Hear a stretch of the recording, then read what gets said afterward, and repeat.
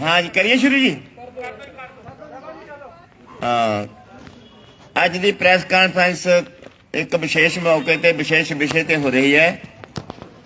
सारे प्रैस वाले साथियों ने दसना चाहुंदे आ भी अज की प्रैस कॉन्फ्रेंस साडी जथेबंदी भारती किसान एकता उगराहां वालों चोणां दे विषय ते हो रही है कि तुसीं चोणां दे विच हिस्सा क्यों नहीं लैंदे। बार बार ये गल चर्चा च आउंदी है।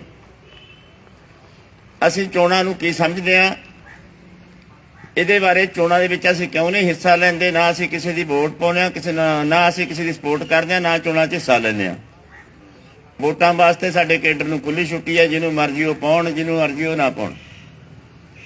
ਇਸ ਕਰਕੇ ਸਾਡੀ ਇਹ ਪੋਜੀਸ਼ਨ ਕਿਉਂ ਹੈ, ਇਸ ਹਾਲਤ ਦੇ ਵਿੱਚ ਅਸੀਂ ਸਮਝਦੇ ਹਾਂ ਵੀ ਜਿਹੜਾ ਸਾਡਾ ਦੇਸ਼ ਹੈ ਇਹ ਪੂਰੀ ਤਰ੍ਹਾਂ ਤੇ आर्थिक तौर पर गुलाम है दूजे देशों का।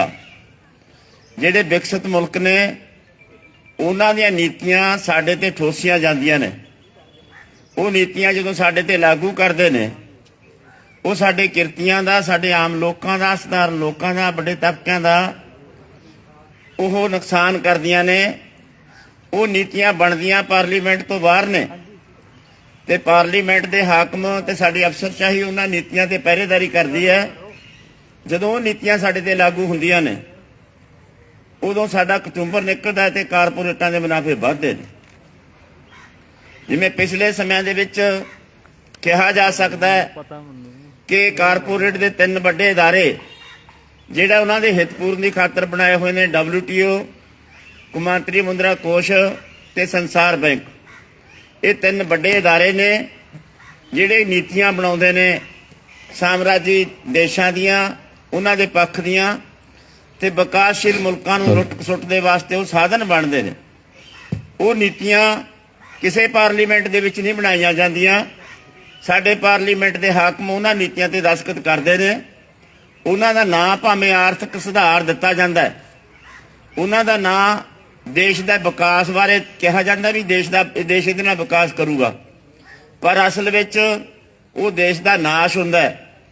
ਜਿਵੇਂ ਦੇਖਿਆ ਜਾ ਸਕਦਾ ਹੈ, ਜਿਵੇਂ 2013 ਦੀ ਬਾਲੀ ਦੇ ਵਿੱਚ ਇੱਕ ਵੱਡੀ WTO ਦੇ ਦੇਸ਼ਾਂ ਦੀ ਕਾਨਫਰੰਸ ਹੋਈ, ਮੀਟਿੰਗ ਹੋਈ, ਜਿਹਦੇ ਵਿੱਚ ਸੰਸਾਰ ਬੈਂਕ ਨੇ ਸਾਡੇ ਹਾਕਮਾਂ ਨੂੰ ਝਾੜਾਂ ਪਾਈਆਂ ਕਿ ਤੁਸੀਂ ਪਾਣੀ ਤੇ ਸਬਸਿਡੀ ਦੇ ਰਹੇ ਹੋ, ਬਿਜਲੀ ਤੇ ਸਬਸਿਡੀ ਦੇ ਰਹੇ ਹੋ, ਖੇਤੀ ਕਿੱਤੇ ਤੇ ਸਬਸਿਡੀ ਦੇ ਰਹੇ ਹੋ। ਸਬਸਿਡੀਆਂ ਦੇਣਾ ਬੰਦ ਕਰੋ, ਤੁਸੀਂ FCI ਨੂੰ ਰੱਦ ਕਰੋ, ਤੁਸੀਂ ਖੇਤੀ ਦੇ ਅਨਾਜ ਦੇ ਵੱਡੇ ਵੱਡੇ ਭੰਡਾਰ ਜਮ੍ਹਾਂ ਕੀਤੇ ਹੋਏ ਨੇ, ਇਹ ਕੰਮ ਕਰਨਾ ਸਾਰਾ ਬੰਦ ਕਰੋ।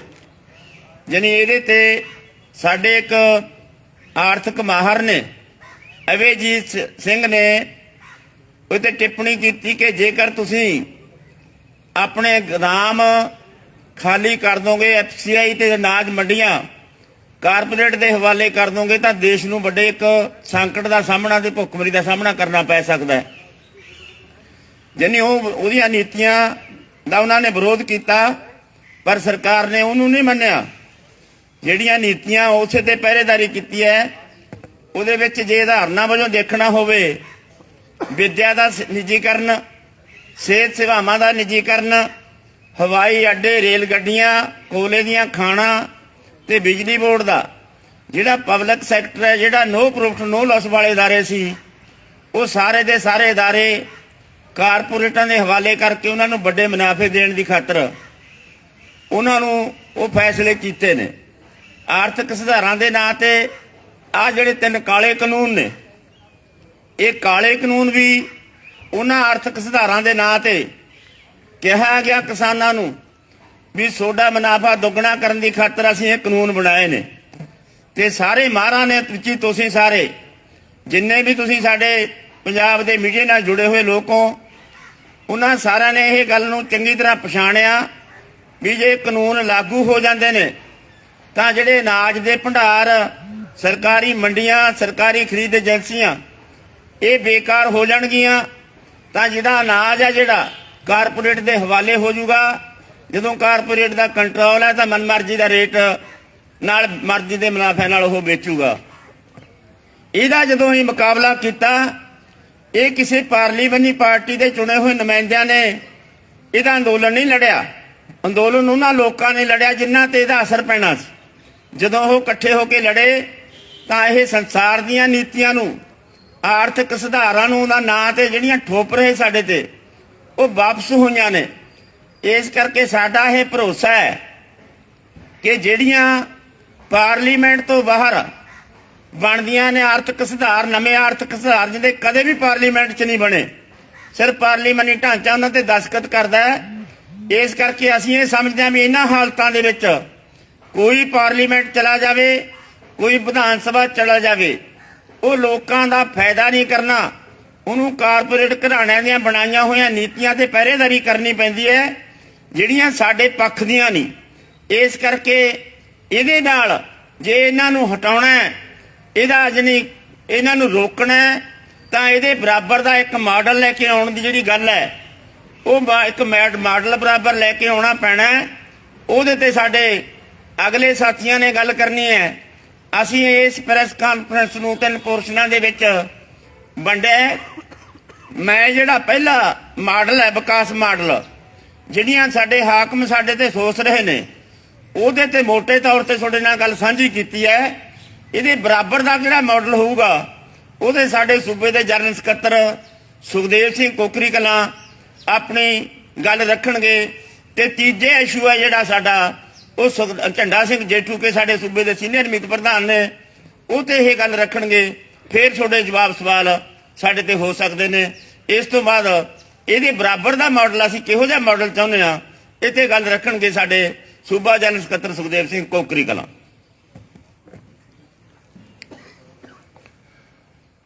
ਸਤਿਕਾਰਯੋਗ ਪ੍ਰੈਸ ਤੇ ਸੋਸ਼ਲ ਮੀਡੀਆ ਰਿਪੋਰਟਰ ਭੈਣੋ ਭਰਾਵੋ, ਮੈਂ ਇਹ ਦੱਸਣਾ ਚਾਹੁੰਦਾ ਹਾਂ ਕਿ ਕਿਸਾਨੀ ਦਾ, ਖੇਤੀ ਦਾ ਵਿਕਾਸ ਕਿਵੇਂ ਹੋਊਗਾ। ਸਾਡੇ ਪ੍ਰਧਾਨ ਜੀ ਨੇ ਦੱਸਿਆ ਕਿ ਜਿਹੜਾ ਵਿਕਾਸ ਮਾਡਲ ਇਹਨਾਂ ਨੇ ਅਪਣਾਇਆ ਹੋਇਆ ਹੁਣ ਤੱਕ, ਉਹਨੇ ਖੇਤੀ ਕਰਨ ਵਾਲੇ ਵੀ ਤਬਾਹ ਕੀਤੇ ਆ ਤੇ ਹੋਰ ਸਾਰੇ ਕਿਰਤੀ ਤਬਕੇ ਤਬਾਹੀ ਕੀਤੇ ਆ, ਰੁਜ਼ਗਾਰ ਵੀ ਜੜਿਆ, ਸਾਰਾ ਕੁਝ ਇਹਨਾਂ ਨੇ ਦੱਸਤਾ। ਇਹ ਖੇਤੀ ਦਾ, ਕਿਸਾਨੀ ਦਾ ਵਿਕਾਸ ਕਿਵੇਂ ਹੋਊਗਾ, ਉਹਦੇ ਵਾਸਤੇ 3 ਜ਼ਰੂਰੀ ਸ਼ਰਤਾਂ ਹੈ। ਪਹਿਲੀ, ਜ਼ਮੀਨੀ ਸੁਧਾਰ, ਕਾਣੀ ਵੰਡ ਖਤਮ ਕਰਨੀ ਜ਼ਮੀਨਾਂ ਦੀ, ਜਿਹਦੇ ਬਾਰੇ ਇੱਥੋਂ ਦੇ ਹੁਕਮਰਾਨਾਂ ਨੂੰ 1953 ਚ ਜਦੋਂ ਦੇਸ਼ ਦੇ ਵਿੱਚ ਬਹੁਤ ਵੱਡੇ ਵੱਡੇ ਅੰਦੋਲਨ ਤੇਲੰਗਾਨਾ ਦਾ ਤੇ ਪੰਜਾਬ ਦੇ ਵਿੱਚ ਮੁਜ਼ਾਹਰਾ ਲਹਿਰ ਪੈਪਸੂ ਦੀ ਬਹੁਤ ਸਿਖਰਾਂ ਤੇ ਪਹੁੰਚੇ ਹੋਏ ਸੀਗੇ, ਉਹਦੇ ਦਬਾਅ ਥੱਲੇ ਉਹ 17.5 ਸਟੈਂਡਰਡ ਏਕੜ ਦਾ ਕਾਨੂੰਨ ਤਾਂ ਬਣਾਉਣਾ ਪੈ ਗਿਆ, ਜਿੱਥੇ ਲੜ ਕੇ ਲਾਗੂ ਕਰਾ ਲਿਆ ਉਹ ਤਾਂ ਕਰਾ ਲਿਆ, ਪਰ ਬਾਕੀ ਸਾਰੇ ਥਾਈਂ ਅਜੇ ਉਵੇਂ ਦਾ ਉਵੇਂ ਉਹ ਵੱਡੇ ਵੱਡੇ ਜ਼ਗੀਰਦਾਰ, ਜਿਨ੍ਹਾਂ ਨੂੰ ਪਹਿਲਾਂ ਬਾਦਸ਼ਾਹਾਂ ਨੇ ਤੇ ਫਿਰ ਬਰਤਾਨਵੀ ਸਾਮਰਾਜੀਆਂ ਨੇ ਜ਼ਗੀਰਾਂ ਸੌਂਪੀਆਂ ਸੀ, ਕਈ ਪਿੰਡਾਂ ਦੀਆਂ ਜ਼ਮੀਨਾਂ ਸੌਂਪੀਆਂ ਸੀ। ਉਹ ਜ਼ਗੀਰਦਾਰ ਅੱਜ ਵੀ ਪੂਰੇ ਭਾਰਤ ਦੇ ਵਿੱਚ ਲਗਭਗ 6 ਕਰੋੜ ਏਕੜ ਜ਼ਮੀਨ ਫਾਲਤੂ ਨਿਕਲਦੀ ਆ ਉਸ ਕਾਨੂੰਨ ਦੇ ਮੁਤਾਬਕ। ਇਦੋਂ ਬਿਨਾਂ ਜਿਹੜੀ ਬੇਆਬਾਦ ਪਈ ਆ ਜ਼ਮੀਨ, ਖਾਲੀ ਪਈ ਆ ਜ਼ਮੀਨ, ਲਗਭਗ ਪੌਣੇ 10 ਕਰੋੜ ਏਕੜ ਉਹ ਬਣਦੀ ਆ।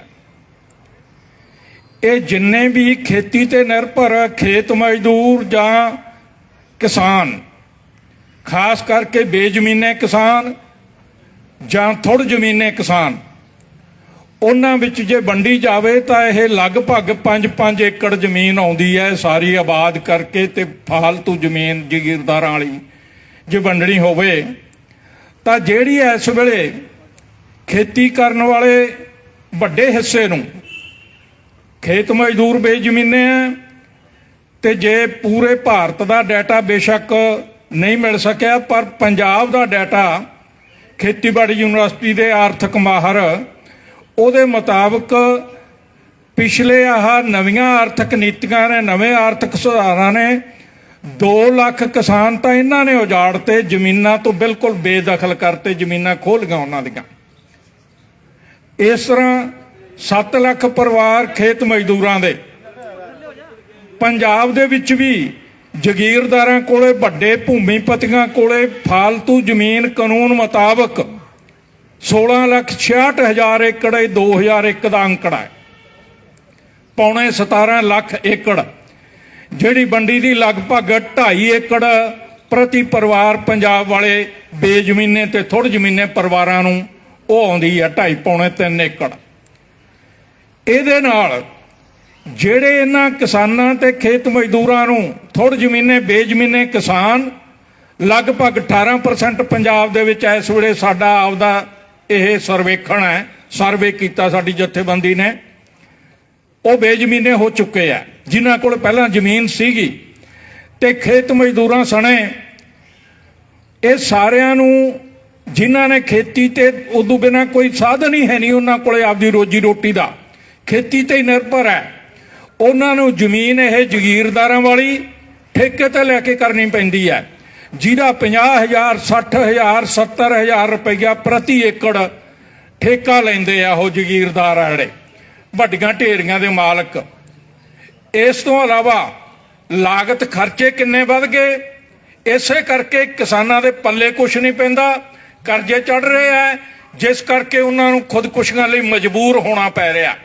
ਬੇਵੱਸ ਹੈ ਉਹ, ਖੇਤੀ ਤੋਂ ਬਿਨਾਂ ਕੋਈ ਸਾਧਨ ਨਹੀਂ, ਪਰ ਖੇਤੀ ਦੇ ਵਿੱਚ ਘਾਟੇ ਪੈਂਦੇ ਆ, ਕਰਜ਼ੇ ਚੜ੍ਹਦੇ ਆ। ਇਸ ਕਰਕੇ ਜ਼ਗੀਰਦਾਰਾਂ ਦੀ ਜ਼ਮੀਨ ਵੰਡਣ ਦੇ ਨਾਲ ਇਹ ਹਿੱਸਾ ਜਿਹੜਾ, ਕਿਉਂਕਿ ਸਾਡਾ ਦੇਸ਼ ਪੂਰੇ ਦਾ ਪੂਰਾ ਖੇਤੀ ਪ੍ਰਧਾਨ ਦੇਸ਼ ਹੈ, ਖਾਸ ਕਰਕੇ ਪੰਜਾਬ ਤਾਂ ਸਭ ਤੋਂ ਵੱਧ ਖੇਤੀ ਪ੍ਰਧਾਨ ਹੈ, ਇਸ ਕਰਕੇ ਰੁਜ਼ਗਾਰ ਦਾ ਵੀ ਸਭ ਤੋਂ ਵੱਡਾ ਸਾਧਨ ਖੇਤੀ ਦੇ ਵਿੱਚ ਹੀ ਹੈ। ਉਹ ਰੁਜ਼ਗਾਰ ਵੀ ਇੱਥੋਂ ਦੇ ਮਸ਼ੀਨੀਕਰਨ ਨੇ, ਇੱਥੋਂ ਦੇ ਰਸਾਇਣੀਕਰਨ ਨੇ। ਜਿਹੜਾ ਪਹਿਲਾ ਹਰਾ ਇਨਕਲਾਬ ਫੋਰਡ ਫਾਊਂਡੇਸ਼ਨ ਜਿਹੜੀ ਗੱਲ ਕੀਤੀ ਪ੍ਰਧਾਨ ਜੀ ਨੇ ਵੀ ਕਿੱਥੋਂ ਨੀਤੀਆਂ ਬਣ ਕੇ ਆਉਂਦੀਆਂ, ਉਹਦੀ ਨੀਤੀ ਫੋਰਡ ਫਾਊਂਡੇਸ਼ਨ ਨੇ ਬਣਾਈ ਸੀ, ਅਮਰੀਕਾ ਦੀ ਕੰਪਨੀ ਨੇ, ਵਰਲਡ ਬੈਂਕ ਰਾਹੀਂ ਭੇਜੀ ਸੀ, ਸਾਡੇ ਹਾਕਮਾਂ ਨੇ ਮੋਹਰ ਲਾਈ ਸੀ। ਉਹਨੇ ਖੇਤੀ ਦਾ ਮਸ਼ੀਨੀਕਰਨ ਕਰਕੇ, ਰਸਾਇਣੀਕਰਨ, ਜ਼ਹਿਰਾਂ ਖੇਤੀ ਦੇ ਵਿੱਚ ਵਾੜ ਕੇ ਜਿੱਥੇ ਰੁਜ਼ਗਾਰ ਤਬਾਹ ਕੀਤਾ, ਉੱਥੇ ਲੋੜੇ ਦੀਆਂ ਬਿਮਾਰੀਆਂ ਸਾਡੇ ਗਲ ਪਾਈਆਂ, ਉਹ ਜ਼ਹਿਰਾਂ ਵਾਲੀ ਖੇਤੀ ਨੇ। ਇਸ ਕਰਕੇ ਇਹ ਸਾਰਾ ਕੁਝ ਜਦੋਂ ਇਹ ਜ਼ਮੀਨ ਦੀ ਵੰਡ ਹੋ ਗਈ ਤੇ ਨਾਲ ਇਹਦੇ ਜਿਹੜੀ ਇੰਡਸਟਰੀ ਹੈ, ਜਿਹੜੀ ਹੁਣ ਇਹ ਕਹਿੰਦੇ ਵਿਦੇਸ਼ਾਂ ਤੋਂ ਹੀ ਆ ਸਕਦੀ ਹੈ ਇੰਡਸਟਰੀ, ਉਹੀ ਲਾ ਸਕਦੇ ਆ। ਇਹ ਪਿੰਡ ਪਿੰਡ ਇੰਡਸਟਰੀ, ਖੇਤੀ ਦੀ ਇੰਡਸਟਰੀ ਪਿੰਡ ਪਿੰਡ ਚੱਲ ਸਕਦੀ ਹੈ। ਛੋਟੀ ਇੰਡਸਟਰੀ ਜਿਹਦੇ 'ਚ ਵੱਧ ਤੋਂ ਵੱਧ ਹੱਥਾਂ ਨੂੰ ਰੁਜ਼ਗਾਰ ਮਿਲੇ, ਉਹ ਨਾਲ ਇਹਦੇ ਲਾਗੂ ਹੋਊਗਾ। ਇਹ ਖੇਤੀ ਦੀ ਜਿਹੜੀ ਜ਼ਮੀਨ ਦੀ ਵੰਡ ਹੈ, ਇਹਦੇ ਨਾਲ ਕਿਸਾਨਾਂ ਦੀ ਖੇਤੀ ਦੀ ਹਾਲਤ ਸੁਧਰੂਗੀ, ਉਹਨਾਂ ਦੀ ਖਰੀਦ ਸ਼ਕਤੀ ਵਧੂਗੀ, ਉਹਦੇ ਨਾਲ ਨਵੀਆਂ ਫੈਕਟਰੀਆਂ ਚੱਲਣਗੀਆਂ। ਹੁਣ ਵਾਲੇ ਮਾਡਲ ਨੇ, ਇਹਨਾਂ ਨੇ ਜੇ ਗੱਲ ਕਰਨੀ ਹੋਵੇ, ਕੱਲੇ ਲੁਧਿਆਣੇ ਦੇ ਵਿੱਚੋਂ 28,000 ਛੋਟੀਆਂ ਫੈਕਟਰੀਆਂ ਬੰਦ ਕਰਤੀਆਂ, ਛੋਟੀ ਇੰਡਸਟਰੀ 28,000 ਦੀ ਗਿਣਤੀ, ਜਿਹੜਾ ਇੰਡਸਟਰੀ ਪ੍ਰਧਾਨ ਸ਼ਹਿਰ ਹੈ ਪੰਜਾਬ ਦਾ, 28,000 ਇੰਡਸਟਰੀ ਉਹਦੇ ਚੋਂ ਤਬਾਹ ਕਰਤੀ। ਇਹੀ ਪਿੰਡ ਪਿੰਡ ਇੰਡਸਟਰੀ ਚਲਾਉਣੀ ਹੋਵੇ, ਆ ਖੇਤੀ ਤੋਂ ਜਿੰਨੀਆਂ ਵੀ ਖਾਣ ਵਾਲੀਆਂ ਵਸਤਾਂ ਬਣਦੀਆਂ ਉਹ ਪਿੰਡਾਂ 'ਚ ਬਣਾਈਆਂ ਜਾ ਸਕਦੀਆਂ, ਬਹੁਤ ਵੱਡੀ ਪੱਧਰ ਤੇ ਰੁਜ਼ਗਾਰ ਮਿਲੂਗਾ। ਦੂਜੀ ਗੱਲ, ਸੂਦਖੋਰੀ ਦਾ ਕਿੱਤਾ ਹੈ ਜਿਹੜਾ, ਇਹ ਇੱਕ ਬਹੁਤ ਵੱਡੀ ਜੋਕ ਬਣ ਕੇ ਚੁੰਬੜਿਆ ਹੋਇਆ ਖੇਤੀ ਕਿੱਤੇ ਨੂੰ, ਕਿਸਾਨਾਂ ਨੂੰ।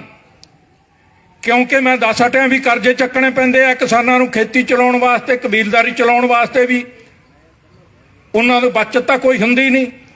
ਉਹ ਕਰਜ਼ੇ ਜਿਹੜੇ ਛੋਟੇ ਕਿਸਾਨ ਹੈ, ਬੇਜ਼ਮੀਨੇ ਕਿਸਾਨ ਹੈ, ਉਹਨਾਂ ਨੂੰ ਸਿਰਫ 7% ਮਿਲਦੇ ਆ ਬੈਂਕਾਂ ਚੋਂ ਸਸਤੇ ਕਰਜ਼ੇ। ਬਾਕੀ 93% ਕਰਜ਼ੇ ਸੂਦਖੋਰਾਂ ਤੋਂ, ਸ਼ਾਹੂਕਾਰਾਂ ਤੋਂ ਲੈਣੇ ਪੈਂਦੇ ਆ, ਜਿਹੜੇ ਗਲ ਵੱਢਵਾਂ ਵਿਆਜ ਲਾਉਂਦੇ ਆ। 18% ਤੋਂ ਲੈ ਕੇ 36% ਤੱਕ ਸਾਲ ਦਾ ਵਿਆਜ ਲਾਉਂਦੇ ਆ। ਫਿਰ ਉਹ ਖਾਲੀ ਪਰੋ ਨੋਟ ਭਰਦੇ ਆ, ਖਾਲੀ ਤੇ ਦਸਖਤ ਕਰਾਉਂਦੇ ਆ, ਮਨਮਰਜ਼ੀ ਦੇ ਉਹਦੇ 'ਚ ਰਕਮਾਂ ਭਰਦੇ ਆ, ਖਾਲੀ ਚੈੱਕਾਂ ਤੇ ਦਸਖਤ ਕਰਾਉਂਦੇ ਆ। ਜੇ ਕੋਈ ਚੀਜ਼ ਖਰੀਦਣੀ ਬਾਜ਼ਾਰ 'ਚੋਂ, ਪਰਚੀ ਸਿਸਟਮ ਚੱਲਦਾ, ਜਿਹਦੇ ਨਾਲ ਉਹ ਦੁਕਾਨਦਾਰਾਂ ਤੋਂ ਕਮਿਸ਼ਨ ਲੈਂਦੇ ਆ। ਜਾਣੀ ਅੰਨੀ ਲੁੱਟ। ਤੇ ਬਹੁਤ ਮਾੜੀ ਗੱਲ ਸਿਰੇ ਦੀ ਇਹ ਆ ਬਈ ਉਹਨਾਂ ਦੀ ਆਮਦਨੀ ਦਾ ਕੋਈ ਹਿਸਾਬ ਕਿਤਾਬ ਨਹੀਂ, ਕੋਈ ਕਾਨੂੰਨ ਨਹੀਂ ਉਹਨਾਂ ਦੀ ਆਮਦਨੀ ਵਾਸਤੇ, ਸੂਦਖੋਰਾਂ ਸ਼ਾਹੂਕਾਰਾਂ ਦੀ ਆਮਦਨੀ ਵਾਸਤੇ, ਜਿਹੜਾ ਕਿ ਬਰਤਾਨਵੀ ਸਾਮਰਾਜ ਵੇਲੇ ਪਗੜੀ ਸੰਭਾਲ ਜੱਟਾ ਲਹਿਰ ਨੇ ਬਣਵਾ ਲਿਆ ਸੀ ਜਨਤਕ ਤਾਕਤ ਦਾ ਹਿੱਕ 'ਚ ਗੋਡਾ ਦੇ ਕੇ ਸਾਮਰਾਜੀ ਹਕੂਮਤ ਦੇ। ਪਰ ਇੱਥੇ ਇਹ ਕਾਨੂੰਨ ਵੀ ਨਹੀਂ ਬਣਾਉਣ ਲਈ, ਕਾਨੂੰਨ ਵੀ ਨਹੀਂ ਬਣਾ ਰਹੇ। ਇਸ ਕਰਕੇ ਉਹਨਾਂ ਦੀ ਸਾਰੀ ਆਮਦਨ ਹੈ ਜਿਹੜੀ ਉਹ ਇਨਕਮ ਟੈਕਸ ਤੋਂ ਬਿਨਾਂ, ਆਮਦਨੀ ਟੈਕਸ ਤੋਂ ਬਿਨਾਂ, ਜਿਹਦੇ 'ਚ ਲੱਖਾਂ ਕਰੋੜ ਰੁਪਈਆ ਆਮਦਨੀ ਟੈਕਸ ਆ ਸਕਦਾ ਹੈ। ਇਸੇ ਤਰ੍ਹਾਂ ਹੀ ਜਿਹੜੀ ਸਾਮਰਾਜੀ ਲੁੱਟ ਹੈ ਉਹਦੇ ਨਾਲ ਜੇ ਉਹਨੂੰ ਖਤਮ ਕੀਤਾ ਜਾਵੇ, ਜਿਹੜੇ ਪਾਸੇ ਇਸ਼ਾਰਾ ਕੀਤਾ ਹੈ ਉਹ ਨਵੀਆਂ ਆਰਥਿਕ ਨੀਤੀਆਂ, ਨਿੱਜੀਕਰਨ, ਵਪਾਰੀਕਰਨ, ਖੁੱਲੀ ਮੰਡੀ, ਸੰਸਾਰੀਕਰਨ, ਸਾਰੇ ਦੇ ਸਾਰੇ ਮਹਿਕਮੇ, ਆ ਖੇਤੀ ਵੀ ਸਾਰੀ ਦੀ ਸਾਰੀ ਸੰਭਾਲਣ ਲੱਗੇ ਸੀ ਇਹਨਾਂ ਕਾਨੂੰਨਾਂ ਰਾਹੀਂ ਉਹਨਾਂ ਕਾਰਪੋਰੇਟਾਂ ਨੂੰ, ਸਾਮਰਾਜੀ ਕਾਰਪੋਰੇਟਾਂ ਨੂੰ। ਇਹ ਨੀਤੀਆਂ ਜਿਹੜੀਆਂ ਇਦੋਂ ਬਿਨਾਂ ਜਿਹੜਾ ਇਹ ਕਹਿ ਦਿੰਦੇ ਆ ਜਦੋਂ ਅਸੀਂ ਕਰਜ਼ੇ ਮਾਫੀ ਦੀ ਮੰਗ ਕਰਦੇ ਆ, ਕਰਜ਼ਾ ਮੁਕਤੀ ਦੀ ਮੰਗ ਕਰਦੇ ਆ ਵੀ ਖਜ਼ਾਨੇ 'ਚ ਪੈਸਾ ਹੈ ਨਹੀਂ, ਜਦੋਂ ਅਸੀਂ ਸਸਤੀਆਂ ਖੇਤੀ ਲਾਗਤਾਂ ਦੀ ਮੰਗ ਕਰਦੇ ਆ ਤਾਂ ਖਜ਼ਾਨੇ 'ਚ ਪੈਸਾ ਹੈ ਨਹੀਂ। ਪਰ ਪਿਛਲੇ 9 ਸਾਲਾਂ ਦੇ ਵਿੱਚ 12.5 ਲੱਖ ਕਰੋੜ ਰੁਪਈਆ ਕਰਜ਼ੇ ਮਾਫ ਕਰਤੇ ਉਹਨਾਂ ਕਾਰਪੋਰੇਟਾਂ ਦੇ ਸਰਕਾਰ ਨੇ, ਜਿਹਨੂੰ NPA ਕਹਿੰਦੇ ਆ, ਨਾਨ ਪਰਫਾਰਮੈਂਸ ਐਸੈਟਸ। ਇਸ ਤਰ੍ਹਾਂ ਜਿਹੜੇ ਸਭ ਤੋਂ ਚੋਟੀ ਦੇ ਅਮੀਰ ਆ ਭਾਰਤ ਦੇ, ਉਹਨਾਂ ਦੀ ਕੁੱਲ ਜਾਇਦਾਦ ਲਗਭਗ ਪੌਣੇ 45 ਲੱਖ ਕਰੋੜ ਰੁਪਈਆ ਬਣਦੀ ਹੈ, ਜਿਹਦੇ ਤੇ ਜੇ 10% ਵੀ ਟੈਕਸ ਲਾ ਲਈਏ ਤਾਂ ਲਗਭਗ ਪੌਣੇ 5 ਲੱਖ ਕਰੋੜ ਰੁਪਈਆ ਆਮਦਨ ਟੈਕਸ ਦਾ, ਜਾਇਦਾਦ ਟੈਕਸ ਦਾ ਉਹਨਾਂ ਅਮੀਰਾਂ ਕੋਲੋਂ ਵਸੂਲਿਆ ਜਾ ਸਕਦਾ ਹੈ, ਪਰ ਨਹੀਂ ਵਸੂਲਿਆ ਜਾ ਰਿਹਾ। ਇਹ ਜਿਹੜੀਆਂ ਉਹਨਾਂ ਨੂੰ ਕਰਜ਼ਿਆਂ ਦੀਆਂ ਛੋਟਾਂ, ਇਦੋਂ ਬਿਨਾਂ ਠੱਗੀਆਂ ਪਿਛਲੇ 5 ਸਾਲਾਂ ਦੇ ਵਿੱਚ 2,05,000 ਕਰੋੜ ਰੁਪਏ ਦੀਆਂ ਉਹ ਨੀਰਵ ਮੋਦੀ ਵਰਗਿਆਂ ਨੇ, ਇਹਦੇ ਚਾਚੇ ਦੇ ਪੁੱਤ ਨੇ ਮੋਦੀ ਦੇ ਨੇ, ਉਹ ਇਹੋ ਜਿਹੀਆਂ ਠੱਗੀਆਂ ਮਾਰੀਆਂ। ਇਹ ਜਿਹੜਾ ਸਰਮਾਇਆ ਦੇਸ਼ ਦਾ ਇਕੱਠਾ ਹੁੰਦਾ ਸਾਡੇ ਕੋਲੋਂ, ਤੁਹਾਡੇ ਕੋਲੋਂ, ਜਿਹੜੇ ਆਮ ਕਿਰਤੀ ਲੋਕ ਹੈ, ਸਿੱਖਾਂ ਵਾਲੀ ਡੱਬੀ ਤੋਂ ਲੈ ਕੇ ਹਰ ਚੀਜ਼ ਤੇ ਟੈਕਸ ਲੱਗਦਾ। ਉਹ ਟੈਕਸ ਔਸਤ ਹਰੇਕ ਪਰਿਵਾਰ ਨੂੰ, ਵੱਡੇ ਅਮੀਰ ਪਰਿਵਾਰਾਂ ਨੂੰ ਤਾਂ ਬਹੁਤ ਜ਼ਿਆਦਾ ਟੈਕਸ ਹੈ, ਗਰੀਬ ਤੋਂ ਗਰੀਬ ਜਿਹੜਾ ਕੁਝ ਵੀ ਨਹੀਂ ਖਰੀਦ ਸਕਦਾ, ਬਹੁਤ ਜ਼ਰੂਰੀ ਚੀਜ਼ ਮਸਾਂ ਖਰੀਦਦਾ, ਉਹਨੂੰ ਵੀ 28-30 ਰੁਪਏ ਰੋਜ਼ ਦਾ ਟੈਕਸ ਪੈ ਜਾਂਦਾ। ਉਹ ਟੈਕਸ ਨਾਲ ਜਿਹੜਾ ਖਜ਼ਾਨਾ ਭਰਦਾ ਉਹ ਸਾਰਾ ਇਹਨਾਂ ਨੂੰ ਕਾਰਪੋਰੇਟਾਂ ਨੂੰ ਲੁਟਾਇਆ ਜਾ ਰਿਹਾ, ਵੱਡੇ ਸਰਮਾਏਦਾਰਾਂ ਨੂੰ ਲੁਟਾਇਆ ਜਾ ਰਿਹਾ। ਇਸੇ ਤਰ੍ਹਾਂ ਉਹਨਾਂ ਦਾ ਵਿਦੇਸ਼ੀ ਨਿਵੇਸ਼ ਕਰਵਾ ਕੇ ਸਾਡੇ ਇੱਥੋਂ ਦੇ ਮਜ਼ਦੂਰਾਂ ਦੀ ਲੁੱਟ ਕਰਵਾਈ ਜਾ ਰਹੀ ਹੈ, ਕਿਸਾਨਾਂ ਦੀ ਲੁੱਟ ਕਰਵਾਈ ਜਾ ਰਹੀ ਹੈ, ਉਹ ਸਾਰੀ ਬੰਦ ਕੀਤੀ ਜਾਵੇ। ਜਾਣੀ ਇਹ 3 ਗੱਲਾਂ ਮੈਂ ਗਿਣੀਆਂ, ਜਾਗੀਰਦਾਰੀ ਦਾ ਖਾਤਮਾ ਜ਼ਮੀਨਾਂ ਦੀ ਵੰਡ ਨਾਲ, ਜਿਹਦੇ ਨਾਲ ਉਹ 50-60 ਹਜ਼ਾਰ ਏਕੜ ਮਗਰ ਟੈਕਸ ਤਾਰਨਾ ਪੈਂਦਾ, ਜਿਹੜਾ ਜਾਗੀਰਦਾਰਾਂ ਦੀ ਜੇਬ 'ਚ ਜਾਂਦਾ, ਸਰਕਾਰ ਕੋਲੇ ਨਹੀਂ ਜਾਂਦਾ, ਜਾਗੀਰਦਾਰਾਂ ਦੀ ਜੇਬ 'ਚ ਜਾਂਦਾ। ਉਹਦੇ ਤੋਂ ਬਚ ਜਾਣਗੇ ਕਿਸਾਨ ਜੇ ਉਹ ਜ਼ਮੀਨ ਦੀ ਵੰਡ ਹੋ ਜੇ। ਦੂਜਾ ਸੂਦਖੋਰੀ, ਜਿਨ੍ਹਾਂ ਨੇ ਆ ਜਿਹੜੇ 4 ਲੱਖ ਤੋਂ ਉੱਤੇ ਸਰਕਾਰੀ ਡਾਟਾ ਕਿਸਾਨ ਖੁਦਕੁਸ਼ੀਆਂ ਕਰਕੇ ਕਰਜ਼ਿਆਂ ਥੱਲੇ ਦੱਬ ਕੇ, ਬਹੁਤੀਆਂ ਸੂਦਖੋਰਾਂ ਦੇ ਪੈਰੋਂ ਹੋਈਆਂ, ਕਿਉਂਕਿ ਉਹ ਕੁਰਕੀਆਂ ਨਿਲਾਮੀਆਂ ਲਿਆਉਂਦੇ ਆ ਕਰਜ਼ਿਆਂ ਦੇ ਬਦਲੇ। ਉਹ ਸਮਾਨ ਚੱਕ ਕੇ ਲੈ ਜਾਂਦੇ ਆ, ਕਿਸਾਨ ਦਾ ਮਾਲ ਡੰਗਰ ਲੈ ਜਾਂਦੇ ਆ। ਉਹ ਸਾਰਾ ਕੁਝ ਬੰਦ ਹੋਊਗਾ ਜੇ ਇਹ ਘੱਟੋ ਘੱਟ ਕਾਨੂੰਨ ਬਣ ਜੇ, ਜਿਵੇਂ ਉਦੋਂ ਬਣਿਆ ਸੀ, ਅੰਗਰੇਜ਼ਾਂ ਵੇਲੇ ਬਣਵਾਇਆ ਸੀ, ਹਿੱਕ 'ਚ ਗੋਡਾ ਦੇ ਕੇ 4% ਵਿਆਜ, ਮੂਲ ਨਾਲੋਂ ਵੱਧ ਵਿਆਜ ਨਹੀਂ ਲੱਗ ਸਕਦਾ, ਕਰਜ਼ੇ ਬਦਲੇ ਕੋਈ ਜ਼ਮੀਨ ਬੈ ਗਹਿਣੇ ਨਹੀਂ ਲਈ ਜਾ ਸਕਦੀ। ਇਹ ਤਿੰਨੇ ਗੱਲਾਂ ਹੋ ਜਾਣ, ਜਿਹੜਾ ਅਸੀਂ ਲਾਗੂ ਕਰਾਉਣ ਵਾਸਤੇ ਜੀ ਜਾਨ ਨਾਲ ਜਦੋਂ ਤੋਂ ਜਥੇਬੰਦੀ ਬਣੀ ਹੈ ਉਦੋਂ ਤੋਂ ਸੰਘਰਸ਼ ਕਰ ਰਹੇ ਹਾਂ। ਉਹ ਤੁਹਾਡੇ ਨਾਲ ਸਾਡੇ ਅਗਲੇ ਬੁਲਾਰੇ ਸਾਂਝੀਆਂ ਕਰਨਗੇ ਗੱਲਾਂ ਵੀ ਇਹ ਲਾਗੂ ਕਿਵੇਂ ਹੋਣਗੇ ਤੇ ਕਿਵੇਂ ਹੁਣ ਤੱਕ ਜਿੰਨਾ ਕੁ ਕੁਛ ਬਚਾਇਆ ਚੂਣ ਪੂਣ ਉਹ ਕਿਵੇਂ ਬਚਾਈ ਹੈ। ਧੰਨਵਾਦ।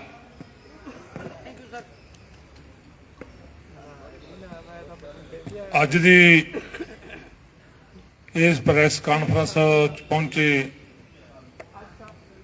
ਸਾਰੀ ਭੈਣ ਭਰਾ ਤੇ ਜਿੰਨੇ ਵੀ ਇਸ ਕਾਨਫਰੰਸ ਨੂੰ ਦੇਖ ਰਹੇ ਹੈ, ਸੁਣ ਰਹੇ ਆ, ਉਹਨਾਂ ਸਾਰਿਆਂ ਦਾ ਤੁਹਾਡੇ ਸਮੇਤ ਸਾਰਿਆਂ ਦਾ ਧੰਨਵਾਦ।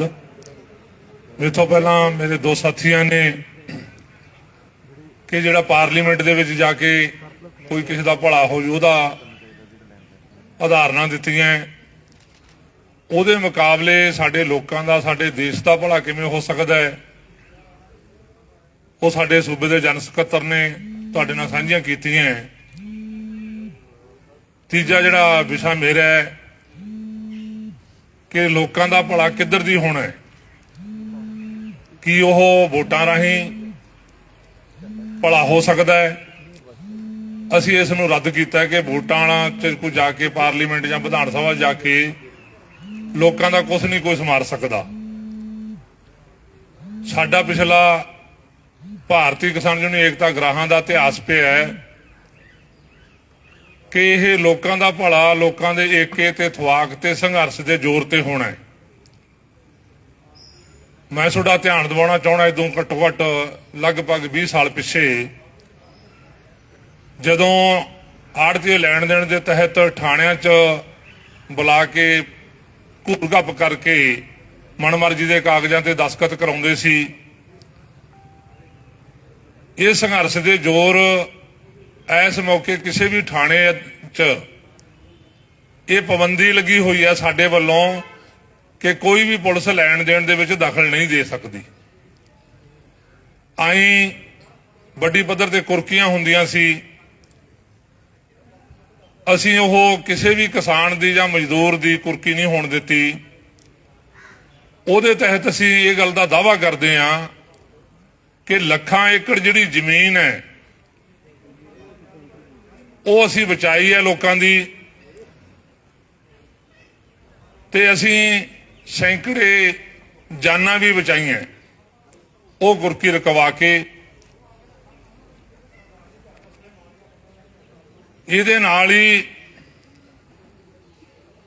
ਅਸੀਂ ਜ਼ਮੀਨਾਂ ਦੇ ਮਸਲੇ ਤੇ ਲੜਾਈ ਲੜੀ ਹੈ।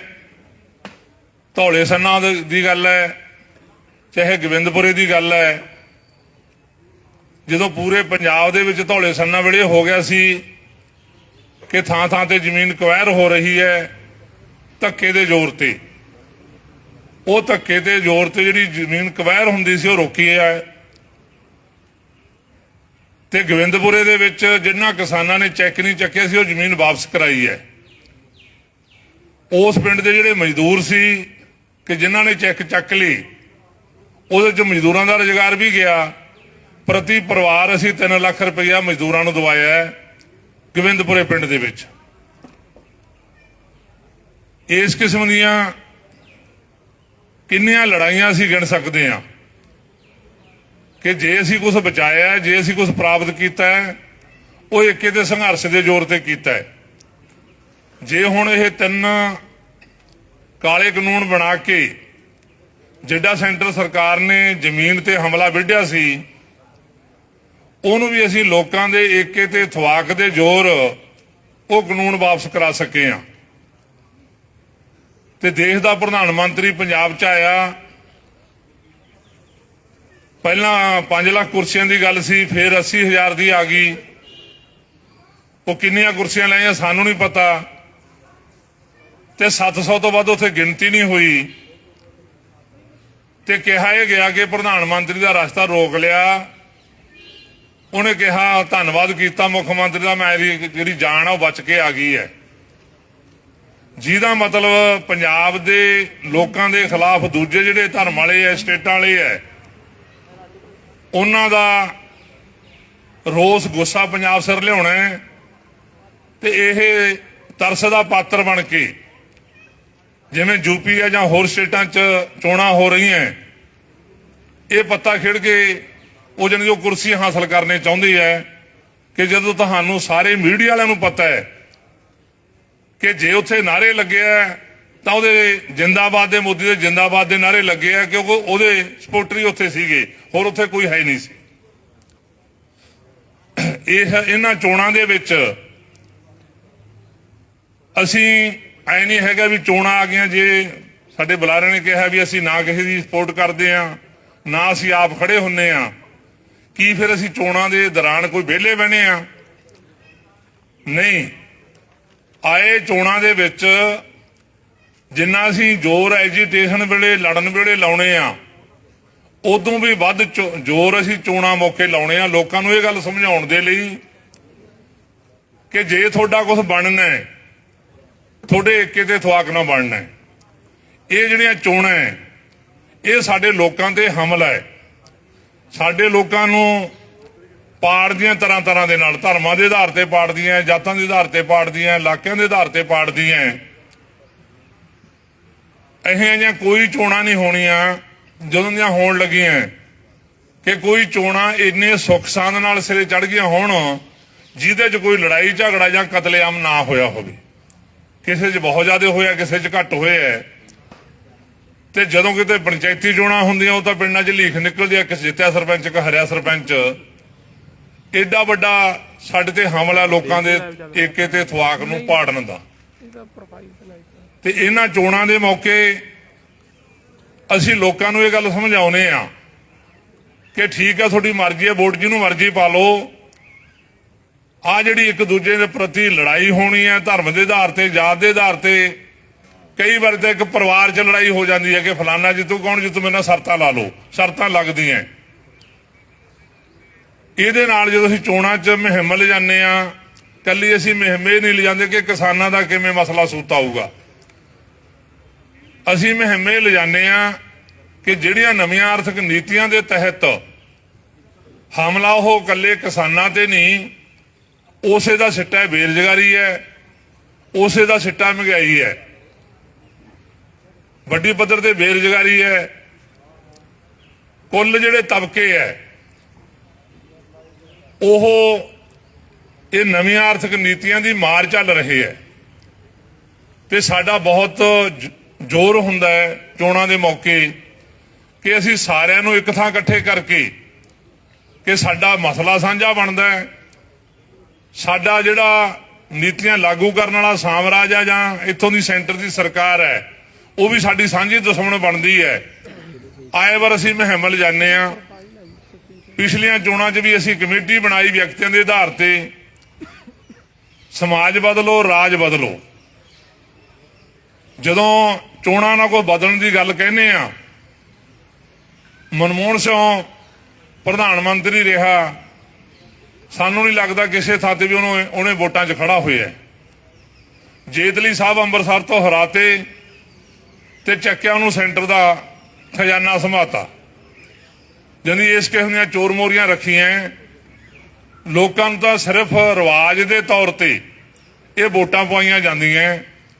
ਜਿੰਨੇ ਇਹ ਵੋਟਾਂ ਲੜਨ ਵਾਲੇ ਹੈ, ਇਹਨਾਂ ਦਾ ਆਪਸ ਵਿੱਚ ਬਹੁਤ ਗੰਭੀਰ ਰੌਲਾ ਹੈ।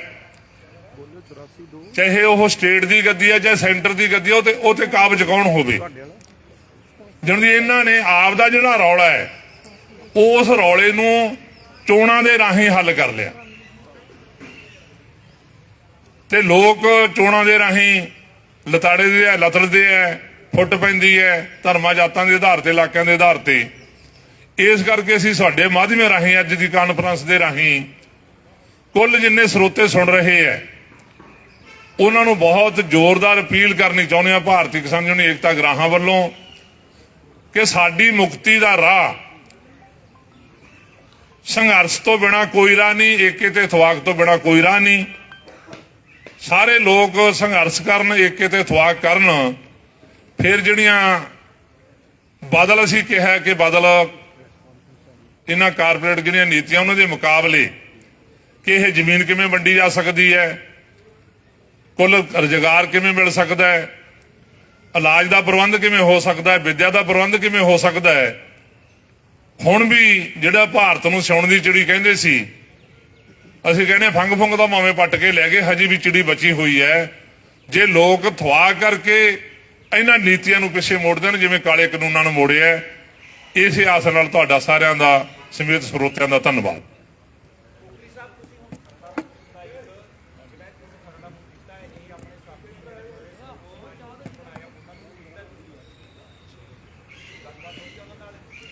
ਇਹ ਸਾਰਿਆਂ ਨੂੰ ਵੰਡਣਾ ਹੈ, ਅਜੇ ਵੰਡਿਆ ਨਹੀਂ, ਵੰਡਣਾ ਹੈ। ਤੋਂ ਬਾਅਦ ਵੰਡਾਂਗੇ, ਪ੍ਰੈਸ ਕਾਨਫਰੰਸ ਹੋ ਗਈ ਤੋਂ ਬਾਅਦ ਦੇਵਾਂ।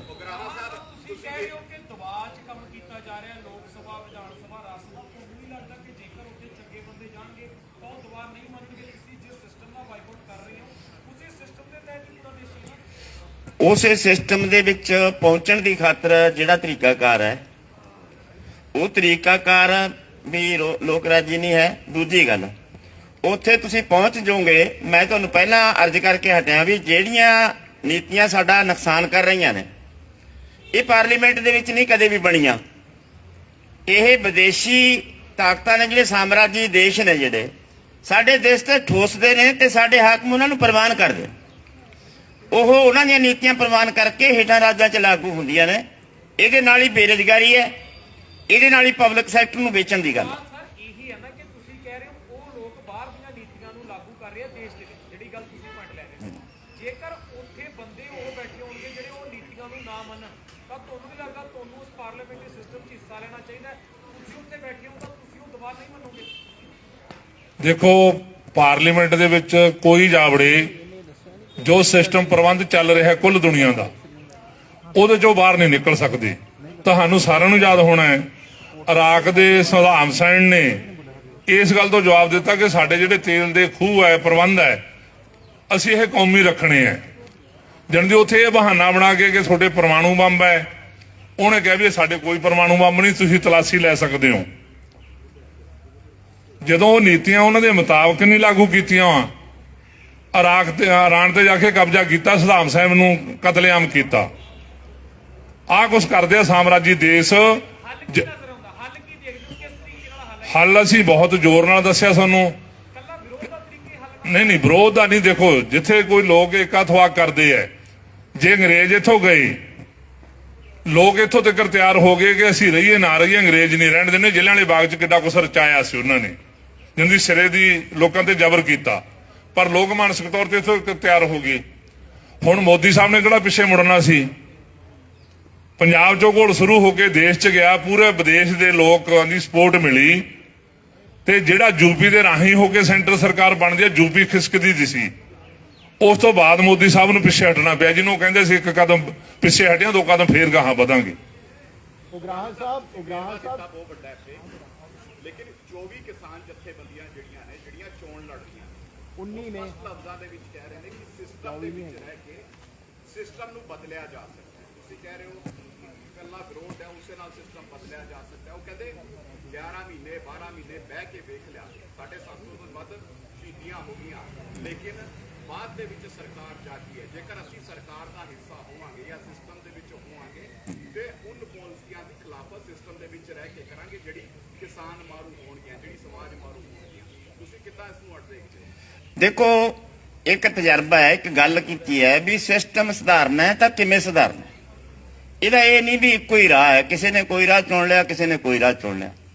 ਕਿਸੇ ਨੂੰ ਇਹ ਲੱਗਦਾ ਹੈ ਵੀ ਅਸੀਂ ਸਿਸਟਮ ਦੇ ਵਿੱਚ ਜਾ ਕੇ ਸਿਸਟਮ ਨੂੰ ਸੁਧਾਰ ਸਕਦੇ, ਕੋਈ ਸਿਸਟਮ ਨੂੰ ਅੰਗਦਾ ਵੀ ਯਾਰ ਸਿਸਟਮ ਕਿੱਡਾ ਵੱਡਾ ਹੈ ਤੇ ਇਹਨੂੰ ਹੱਥ ਕਿਹੜੇ ਪਾਸਿਓਂ ਪਾਈਏ। ਲੋਕਾਂ ਨੂੰ ਅਵੇਅਰ ਕਰ ਲਈਏ, ਲੋਕਾਂ ਨੂੰ ਜਾਗਰਤ ਕਰ ਲਈਏ, ਲੋਕਾਂ ਨੂੰ ਗੱਲ ਦਾ ਪਤਾ ਲੱਗ ਜੇ ਵੀ ਤੁਹਾਡਾ ਦੁਸ਼ਮਣ ਕੌਣ ਹੈ, ਤੁਹਾਡੀ ਲੁੱਟ ਕਿਵੇਂ ਹੁੰਦੀ ਹੈ, ਕੌਣ ਕਰਦਾ ਇਹ, ਪਾਲਿਸੀਆਂ ਆਉਂਦੀਆਂ ਕਿੱਥੋਂ ਨੇ। ਇਹ ਗੱਲ ਪਹਿਲਾਂ ਜ਼ਰੂਰੀ ਹੈ ਕਿ ਸਿੱਧਾ ਜਾ ਕੇ ਉਹਦੇ ਵਿੱਚ ਛਾਲ ਮਾਰ ਕੇ ਸਿਸਟਮ ਦੇ ਵਿੱਚ ਲਪੇਟੇ ਜਾਈਏ ਤੇ ਉਹਦੇ ਵਿੱਚ ਹੀ ਡੁੱਬ ਜਾਈਏ। ਸਾਡਾ ਇਹ ਸੋਚਣਾ ਹੈ ਵੀ ਕਿਹੜੇ ਪਾਸਿਓਂ ਹੱਥ ਪਾਈਏ। ਸਿਸਟਮ ਬਦਲਣਾ ਹੈ, ਇੱਕ ਪਾਸਿਓਂ ਹੱਥ ਪਾ ਲਈਏ, ਹੇਠਾਂ ਤੋਂ ਹੱਥ ਪਾ ਕੇ ਤਾਹਾਂ ਨੂੰ ਜਾਈਏ ਕਿ ਸਿਰ ਤੇ ਬਹਿ ਕੇ ਹੇਠਾਂ ਨੂੰ ਆਈਏ। ਇਸ ਗੱਲ ਦਾ ਸਵਾਲ ਹੈ। ਬਹੁਤ ਸਾਰੇ ਸਾਥੀਆਂ ਨੇ ਅਜਾ ਸੁਪਨਾ ਪਾਲਿਆ। ਪਹਿਲਾਂ ਭੁਪਿੰਦਰ ਸਿੰਘ ਮਾਨ, ਉਹ ਰਾਜ ਸਭਾ ਦੇ ਮੈਂਬਰ ਰਹੇ ਆ। ਉਹਦਾ ਇਹ ਸੀ ਮੈਂ ਆਵਾਜ਼ ਬੁਲੰਦ ਕਰਕੇ ਸ਼ਾਇਦ ਮੈਂ ਸਿਸਟਮ ਨੂੰ ਸੁਧਾਰ ਦੂੰ। ਇਹ ਲੱਖੋਵਾਲ ਸਾਹਿਬ ਨੇ ਇੱਕ ਪਾਰਟੀ ਬਣਾਈ ਸੀ, ਲੋਕ ਹਿੱਤ ਪਾਰਟੀ, ਉਹਨੂੰ ਵੀ ਚੋਣਾਂ ਲੜ ਕੇ ਮੈਂ ਕੋਈ ਸਿਸਟਮ ਸੁਧਾਰ ਦੂੰ। ਫਿਰ 15 ਸਾਲ ਉਹ ਮਾਰਕੀਟ ਕਮੇਟੀ ਦੇ ਚੇਅਰਮੈਨ ਰਹੇ, ਉਹਦੇ ਵਿੱਚ ਉਹਨਾਂ ਨੂੰ ਸੁਪਨਾ ਸੀ ਮੈਂ ਕੁਝ ਸੁਧਾਰ ਦੂੰ, ਨਹੀਂ ਸੁਧਾਰ ਸਕਦਾ। ਸਿਸਟਮ ਦੇ ਵਿੱਚ ਵੜ ਕੇ ਕੁਝ ਸੁਧਾਰਿਆ ਜਾ ਸਕਦਾ, ਕਿੰਨੀ ਵੱਡੀ ਗੱਲ ਹੈ। ਇਹ ਸਾਥੀਆਂ ਦਾ ਭੁਲੇਖਾ, ਉਹ ਕਰ ਲੈਣ, ਉਹ ਕਰਕੇ ਦੇਖ ਲੈਣ। ਪਰ ਅਸੀਂ ਇਹ ਸਮਝਦੇ ਹਾਂ ਅਸੀਂ ਸਿਸਟਮ ਨੂੰ ਇੱਕ ਪਾਸੋਂ ਲੋਕਾਂ ਨੂੰ ਅਵੇਅਰ ਕਰਕੇ, ਲੋਕਾਂ ਨੂੰ ਜਾਗਰਤ ਕਰਕੇ, ਜਿਵੇਂ ਤੁਸੀਂ ਇੱਕ ਮੈਂ ਤੁਹਾਨੂੰ ਉਦਾਹਰਨ ਦੇਣਾ ਚਾਹੁੰਦਾ, ਲੰਮੀ ਜਾਂਦੀ ਹੈ ਗੱਲ ਆਪਣੀ, ਵੀ ਜਿਹੜਾ ਆਹ ਘੋਲ ਅੰਦੋਲਨ ਲੜਿਆ, ਇਹ ਅੰਦੋਲਨ ਦਾ ਜਿੱਤ ਦਾ ਕਾਰਨ ਇਹ ਹੈ ਵੀ ਇਹਦੇ ਚ ਕੋਈ ਸਿਆਸੀ ਪਾਰਟੀ ਨਹੀਂ ਸੀ ਸਟੇਜ ਤੇ ਚੜ੍ਹਨ ਦਿੱਤੀ, ਕੋਈ ਧਰਮ ਦਾ ਨਹੀਂ ਬਣ ਦਿੱਤਾ, ਕਿਸੇ ਰਾਜ ਦਾ ਨਹੀਂ ਬਣ ਦਿੱਤਾ, ਕਿਸੇ ਇੱਕ ਕਿੱਤੇ ਦਾ ਘੋਲ ਨਹੀਂ ਬਣਿਆ। ਜੇ ਪਹਿਲਾਂ ਨਹੀਂ ਪੋਲੀਟੀਕਲ ਤਾਂ ਅਸੀਂ ਵੀ ਪੋਲੀਟੀਕਲ ਆ ਬਾਈ। ਤੁਸੀਂ ਕਿਸੇ ਨੂੰ ਪੋਲੀਟੀਕਲ ਕਿਵੇਂ ਜਾਂ ਪੋਲੀਟੀਕਲ ਹੋਣਾ ਇੱਕ ਟ੍ਰੇਡ ਆਰਗੇਨਾਈਜੇਸ਼ਨ ਦੇ ਵਿੱਚ ਬੰਦਾ ਹੋਣਾ। ਪੋਲੀਟੀਕਲ ਪਾਰਟੀ ਹੈ, ਹੁਣ ਦੇਖੋ ਪੋਲੀਟੀਕਲ ਪਾਰਟੀਆਂ ਨਹੀਂ ਚੋਣ ਲੜ ਰਹੀਆਂ, ਪਾਰਟੀਆਂ ਤਾਂ ਚੋਣ ਲੜਦੀਆਂ ਨੇ, ਉਹਨਾਂ ਦੇ ਟ੍ਰੇਡ ਆਰਗੇਨਾਈਜੇਸ਼ਨਾਂ ਹੋਣਾ, ਕਿਸਾਨ ਆਰਗੇਨਾਈਜੇਸ਼ਨ ਹੋਣਾ ਅੱਡ ਗੱਲ ਹੈ। ਇਹ ਸਾਡੀ ਮਾਨਤਾ, ਉਹ ਆ ਸਕਦੇ ਆ ਵਿੱਚ।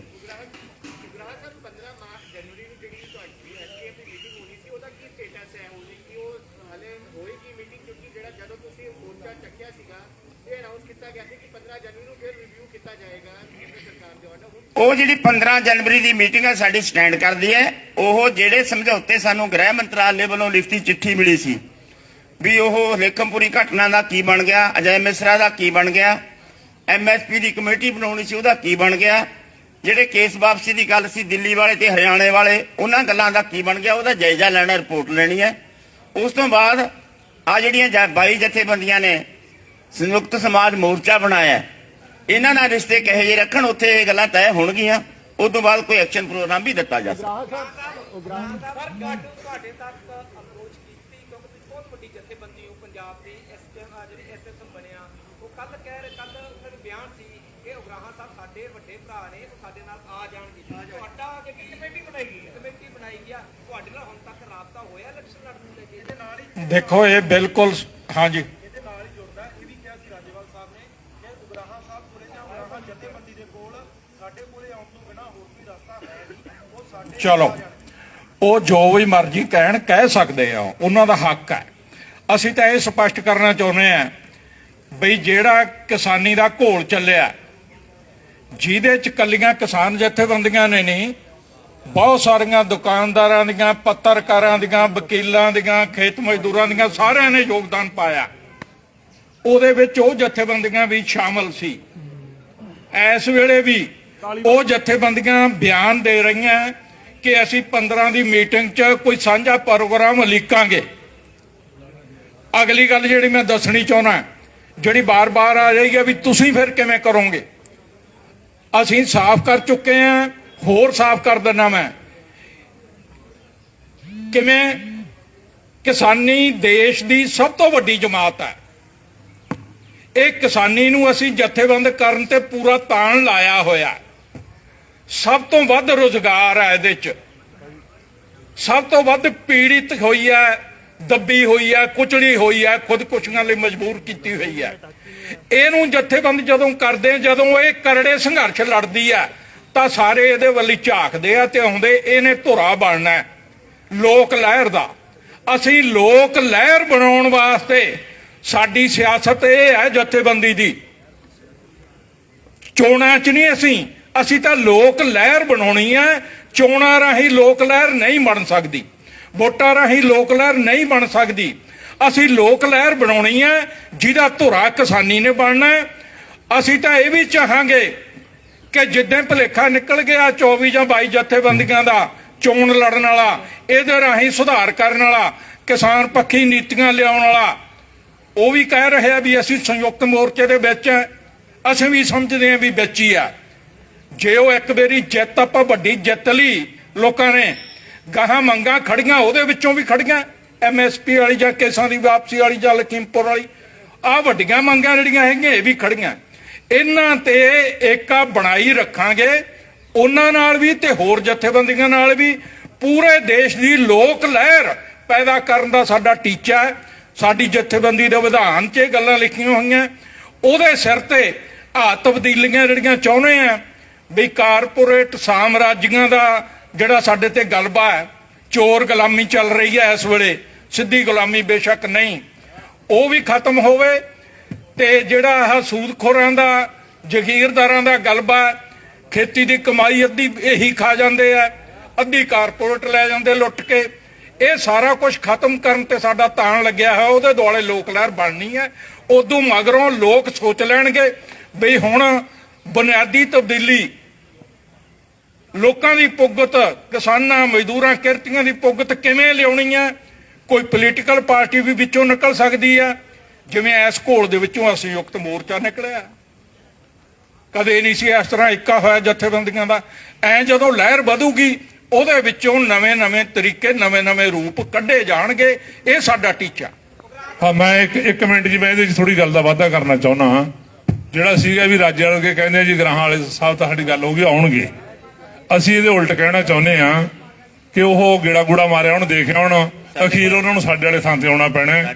ਅਸੀਂ ਨਾ ਪਹਿਲਾਂ ਗਏ ਚੋਣਾਂ 'ਚ ਨਾ ਗਾਂ ਨੂੰ ਜਾਣਾ। ਇੱਕ ਇਹਦੇ ਨਾਲ ਛੋਟੀ ਇੱਕ ਸਕਿੰਟ ਦੀ ਹੋਈ। ਦੇਖੋ ਅਸੀਂ ਦਿੱਲੀ ਤੋਂ ਆਏ, ਆਉਣ ਸਾਰ ਜ਼ਿਲ੍ਹਾ ਹੈੱਡਕੁਆਟਰ ਦੇ ਧਰਨੇ ਦਿੱਤੇ, ਉਹਨਾਂ ਦੇ ਘਰੋ ਵੀ ਕੀਤੇ ਤੇ ਟੂਲ ਪਲਾਜ਼ਾ ਤੇ ਹਜੇ ਵੀ ਬੈਠੇ ਆ। ਜੇ ਤੁਹਾਡੀ ਮੰਨ ਲਈਏ ਅਸੀਂ ਚੋਣਾਂ ਲੜਨੀਆਂ ਹੋਣ, ਮੰਨ ਲਓ ਅਸੀਂ ਆ 5 ਚੋਣਾਂ ਜਾ ਵੜੇ, ਪਿੱਛੇ ਸਾਡਾ ਸੰਘਰਸ਼ ਕੌਣ ਚਲਾਊਗਾ? ਇਹਦੇ ਨਾਲ ਸੰਘਰਸ਼ ਦਾ ਫੱਟਾ ਉਦੋਂ ਹੀ ਬੰਦ। ਜਿਹੜੀਆਂ ਜਥੇਬੰਦੀਆਂ ਚੋਣਾਂ ਕਰਨੀ ਜਾ ਵੜੀਆਂ, ਉਹਨਾਂ ਦੀ ਕੋਈ ਸੰਘਰਸ਼ ਦੀ ਗੱਲ ਆਈ? 2 ਮਹੀਨੇ ਰਹਿਣ, 3 ਮਹੀਨੇ ਚੱਲੇ ਉਧਰ ਗੇੜ 'ਚ ਜਾਂ ਕੋਈ ਬਣ ਜਾਣ, ਜਿਹੜਾ ਉਹਦਾ ਸੰਘਰਸ਼ ਦੇ ਜ਼ੋਰ ਤੇ ਕੁਛ ਅਸੀਂ ਮਨਾਇਆ ਸੀ ਸੈਂਟਰ ਤੋਂ, ਉਹ ਤੋਂ ਪਾਸੇ ਹੋ ਗਿਆ, ਉਹਦਾ ਹਰਜਾ ਤਾਂ ਹੋ ਗਿਆ ਇੱਕ ਪੱਧਰ ਤੇ। ਇਹ ਗੱਲ ਉਹਨੂੰ ਜਾ ਕੇ ਉੱਥੇ ਸਮਝ ਆ ਜਾਊਗੀ। ਧੰਨਵਾਦ। ਹਾਂਜੀ ਸਾਡੇ दिल्ली में जब किसान आंदोलन चला, वहां पर जो किसान शहीद हुए हैं, वहां को लेकर आप पंजाब सरकार से मिले थे सर। कितना आंकड़ा आपने पंजाब सरकार को दिया था? जो किसान शहीद हुए थे, कितनों को नौकरी दी गई और कितनों को मुआवजा? क्योंकि ये बात अधर में लटक रही है, दोबारा बैठक नहीं हो पाएगी। देखो, पंजाब सरकार को जो हमने आंकड़ा दिया वो हमें 400 से प्लस है, कुछ 407 दिया आंकड़ा। उसमें से मेरे ख्याल में 180 लोगों को, जो शहीद हुए परिवार है, उनको नौकरी मिल गई है। कंपनसेशन तकरीबन लगभग सबको मिल गया। एक आधा केस हो सकता है पेंडिंग हो, लेकिन हो गया है। ਉਗਰਾਹਾਂ ਸਾਹਿਬ ਉਹਨਾਂ ਨੇ ਇੱਕ ਗੱਲ ਕਹੀ ਸੀ ਕਿ ਅਸੀਂ ਚੋਣ ਮੈਨੀਫੈਸਟੋ ਦੇਖਾਂਗੇ ਸਾਰੀਆਂ ਪਾਰਟੀਆਂ ਦਾ, ਜਿਹਦਾ ਸਾਨੂੰ ਚੋਣ ਮੈਨੀਫੈਸਟੋ ਚੰਗਾ ਲੱਗੂਗਾ ਉਹਦੇ ਵੱਲ ਹੋ ਸਕਦਾ ਵੀ ਅਸੀਂ ਆਪਣਾ ਸਮਰਥਨ ਦੇ ਦਈਏ ਜਾਂ ਆਪਣੇ ਕਾਡਰ ਨੂੰ ਕੁਝ ਕਹਿ ਦਈਏ। ਤੁਸੀਂ ਐਸਾ ਫੈਸਲਾ ਲਓਗੇ ਜਾਂ ਕਾਡਰ ਨੂੰ ਆਪਣੀ ਸੋਚ ਤੇ ਛੱਡ ਦੋਗੇ ਕਿ ਤੁਸੀਂ ਜਿਵੇਂ ਕਰਨਾ ਚਾਹੁੰਦੇ ਹੋ ਕਰ ਲਓ? ਕੋਈ ਚੋਣ ਮੈਨੀਫੈਸਟੋ ਤੁਸੀਂ ਵੀ ਐਨਾਲਾਈਜ਼ ਕਰੋਗੇ? ਨਹੀਂ ਸਾਥੀ, ਉਹ ਜਥੇਬੰਦੀਆਂ ਦਾ ਆਪਣਾ ਫੈਸਲਾ ਹੈ। ਉਹਨਾਂ ਨੇ ਕਿਵੇਂ ਚੋਣ ਮੈਨੀਫੈਸਟੋ ਦੇਖ ਕੇ ਕਿਸੇ ਕੱਟੇ ਦੀ ਪੂਛ ਫੜ ਕੇ ਉਹਨਾਂ ਨਾਲ ਰਲਣਾ ਕਿ ਬੱਚੇ ਦੀ ਪੂਛ ਫੜ ਕੇ ਉਹਨਾਂ ਨਾਲ ਰਲਣਾ, ਉਹਨਾਂ ਦਾ ਆਪਦਾ ਫੈਸਲਾ ਹੈ। ਅਸੀਂ ਤੁਹਾਨੂੰ ਸਪਸ਼ਟ ਦੱਸਦੇ ਹਾਂ, ਚੋਣ ਮੈਨੀਫੈਸਟੋ ਕੋਈ ਕੁਛ ਵੀ ਪਾ ਦੇਵੇ, ਅਸੀਂ ਨਾ ਉਹਨਾਂ ਦੀ ਹਮਾਇਤ ਕਰਨੀ ਹੈ, ਨਾ ਅਸੀਂ ਚੋਣਾਂ 'ਚ ਹਿੱਸਾ ਲੈਣਾ। ਉਹਨਾਂ ਦੀ ਨਹੀਂ, ਕਿਸੇ ਦੀ ਵੀ, ਕਿਸੇ ਦੀ।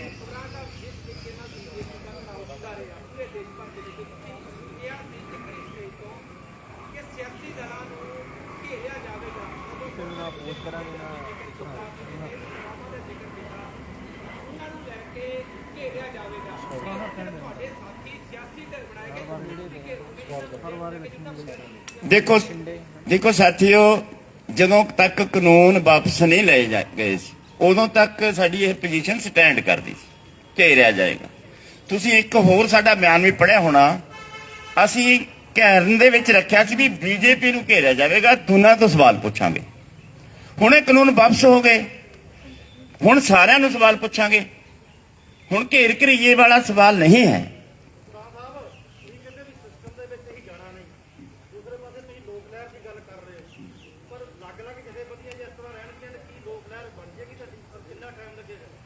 ਜਥੇਬੰਦੀਆਂ ਕਿਧਰੇ ਨਹੀਂ ਜਾਂਦੀਆਂ, ਉਹ ਤਾਂ ਦੌਰਾ ਕਰਨ ਗਏ ਨੇ, ਮੁੜੇ ਹੋਣਗੇ, ਸਾਡੇ ਕੋਲ ਹੀ ਆਉਣਾ ਉਹਨਾਂ ਨੇ ਬਾਈ, ਉਦੋਂ ਕਰ ਲਾਂਗੇ।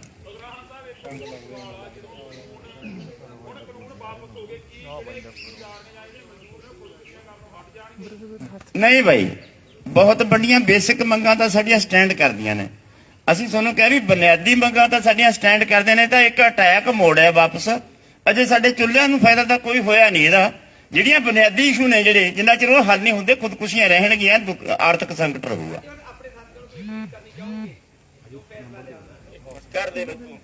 ਇੱਕ ਮਿੰਟ, ਅਪੀਲ ਅਪੀਲ ਵੀ ਕਰ ਦਿਆਂਗੇ। ਮੈਂ ਜਿਹੜੀ ਗੱਲ ਸਾਫ਼ ਕਰਨੀ ਚਾਹੁੰਦਾ, ਜਿਹੜਾ ਇੱਧਰੋਂ ਸਵਾਲ ਆਇਆ ਸੀਗਾ ਚੋਣ ਮੈਨੀਫੈਸਟੋ ਦਾ,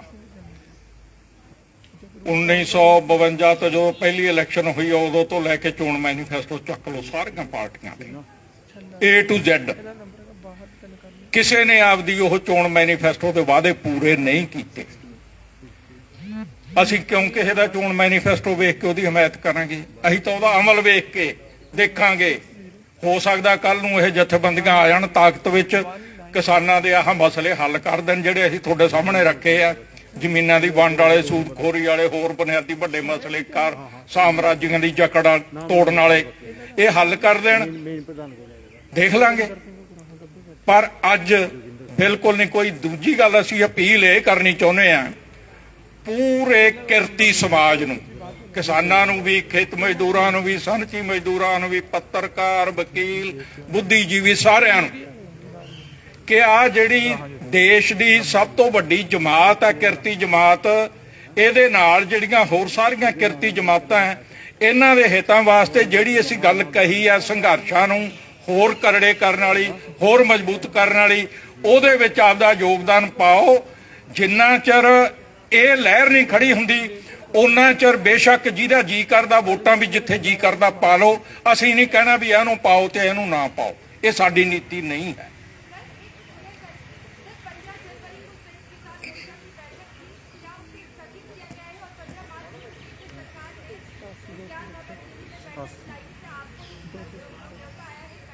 देखिए सर, 15 वाली मीटिंग में पहले बोल चुका हूं, वो स्टैंड हमारी कर रही है, लेकिन दूसरा सद्दा हमें नहीं है।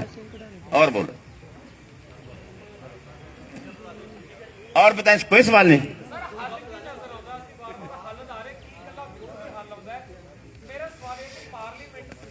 मेरा छोटे सवाल का जवाब यह है भी कानूनों का सिर्फ असी विरोध ही किया कि हल किया? मैंने जवाब दो, हल भी निकले ना।